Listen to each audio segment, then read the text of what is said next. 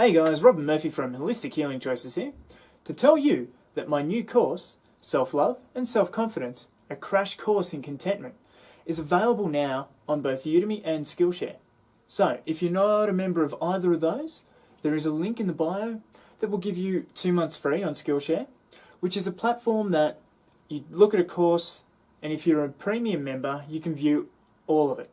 So you can view as many courses as you want during that 2 months. Whereas on Udemy, you normally pay a set price for that specific course.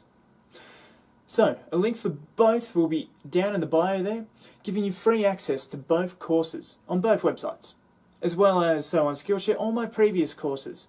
Whereas on Udemy, you might have to pay a little bit more to get the past content. But anyway guys, I'm just here to tell you, those are there, utilising all the elements of all the trainings I've had.